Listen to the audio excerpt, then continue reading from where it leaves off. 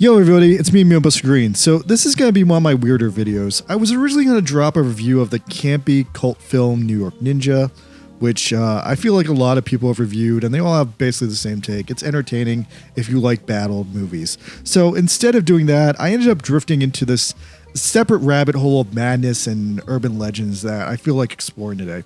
By the way, drop a comment if you guys will prefer I actually review New York Ninja, because I'm not doing that today. So let me ask you, what's the craziest urban legend you guys have ever heard? Bigfoot, Loch Ness Monster, Jersey Devil? Maybe something more local to your community, like some guy who dresses up like Sonic the Hedgehog and runs around?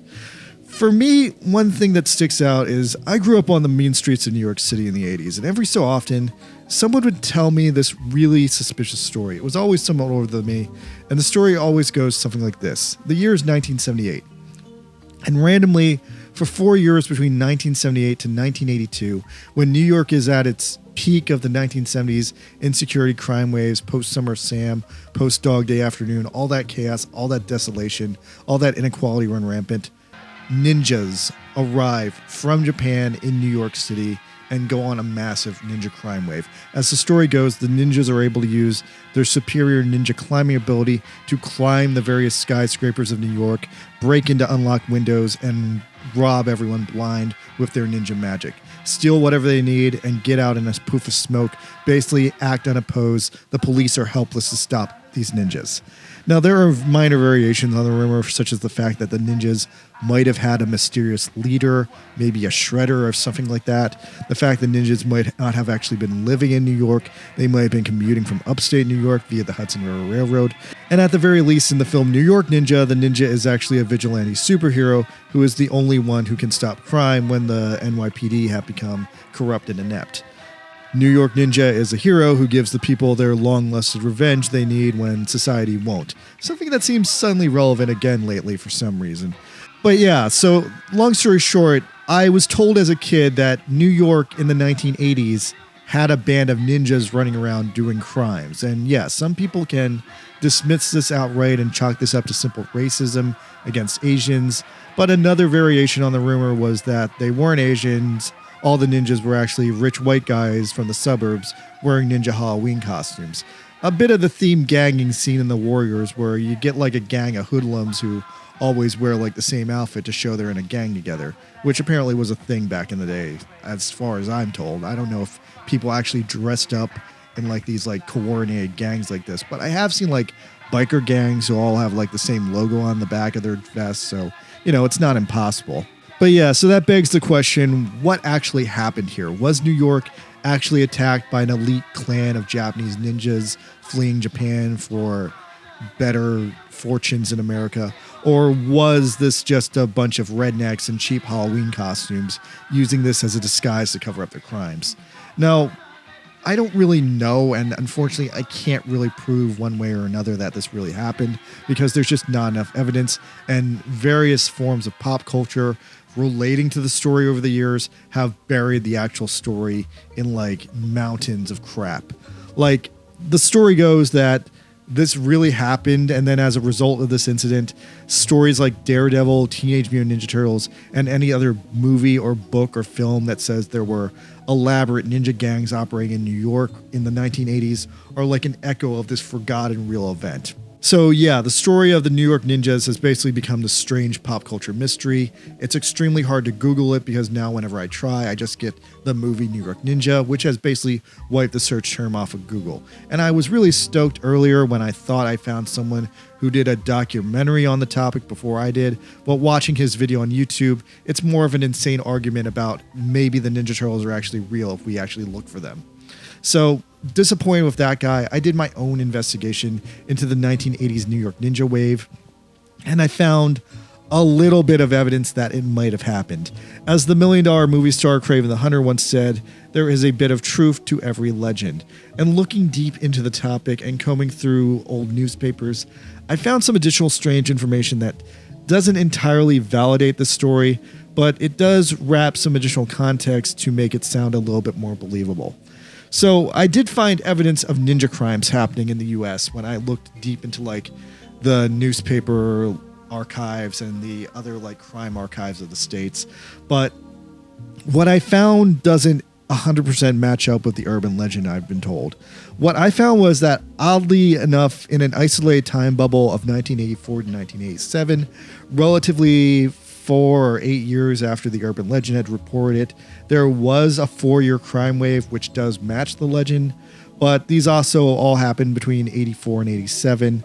84 is also when the Ninja Turtles comic debuted, and 87 was when the cartoon came out. So yeah, there could possibly be some relation to the Ninja Turtles.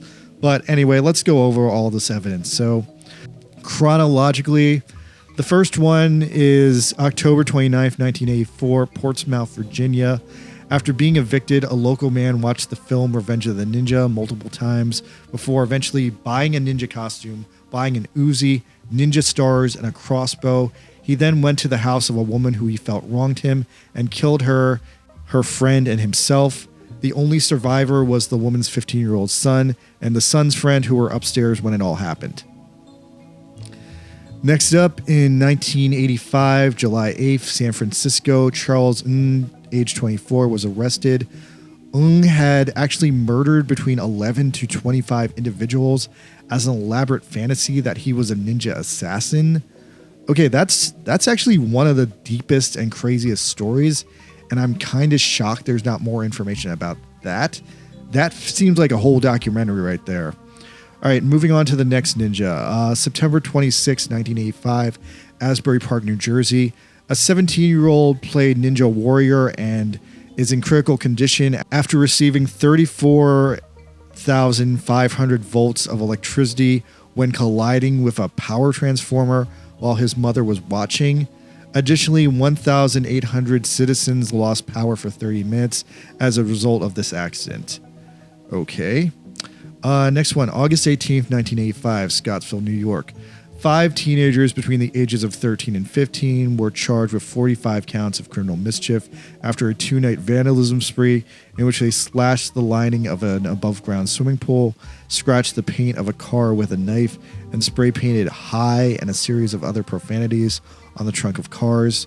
When apprehended, they said that they did this as part of a fantasy that they were ninja warriors like they had seen on television. Next one, October 29th, 1985, Middletown, New Jersey. Police are searching for an elusive ninja warrior who was probably a child role-playing who has been spotted creeping through local backyards.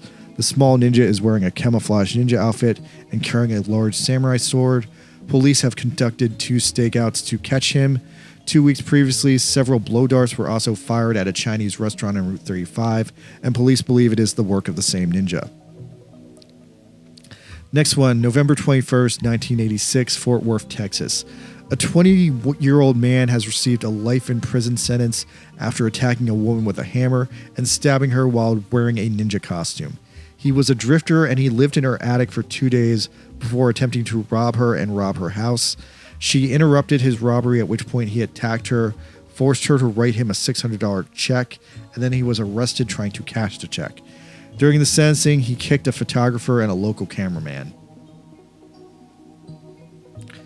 Next one is December 11th, 1986. Former University of Kentucky worker dressed as a ninja, armed himself with a gun and a sword, and came onto campus 5 months after he was fired. He wounded 2 men and engaged the police in a 10-hour standoff before being subdued by a fire hose. That sounds kind of funny. Next one, December 12th, 1986, Encino, CA. Literally the next day, a 22-year-old man was arrested in the murder of his mother, initially blamed it on a burglar who looked like a ninja warrior. An officer said, I guess he's really into that kind of stuff. Okay, so this wasn't a real ninja guy, but this was another guy who said there was a ninja guy, and I guess he just lied and was a murderer. If anything, this one seems like it's a reaction to the one before it with the University of Kentucky thing. All right, so next one, June 4th, 1987, Chicago, Illinois. 3 men dressed as ninjas wearing rubber witch masks robbed the Riviera nightclub for a total of $35,000. They beat and terrorized 20 patrons who they held at gunpoint. They escaped but were later arrested when one of them used his stolen money to buy a used car and make a down payment for a house. All right, next one, a few months later, November 3rd, 1987, Ann Arbor, Michigan. 12 youths dressed as ninjas attacked 2 trick-or-treaters on Halloween, stole their candy, and ran away. The suspects have not been located. Okay, that just sounds like some Karate Kid shenanigans. And the last one, June 27, 1987, Framingham, Connecticut. 2 16-year-old Framingham residents were robbed by 2 men dressed as ninjas, armed with a knife and a sticks. The ninjas stole and escaped with $60. So yeah, that's a pretty long and weird series of stories. Probably the most interesting one is the San Francisco ninja story, where there was a ninja who murdered between 10 and 20 people. And although it's debatable if he was a ninja or not, but that's probably the most interesting story out of all these that does kind of prove that there were ninja criminals in America in the 80s. But based on this information, it is fair to assume that most of the ninja criminals were white guys in Halloween costumes, which, yeah, that sounds like a pretty prevalent trend in the 1980s. So, yeah, draw your own conclusions, but please, if you have any more information, please leave a comment, because I do really want to definitively prove the New York Ninja rumor that there were real ninjas in New York that inspired the Ninja Turtles and Daredevil. And yeah, otherwise, if not, then I guess it was just a bunch of spoiled rich kids in Halloween costumes. All right, I'm Buster Green, and I don't usually do urban legend videos like this, but let me know if you enjoyed this, and maybe I'll do a few others. All right, thanks. Good night.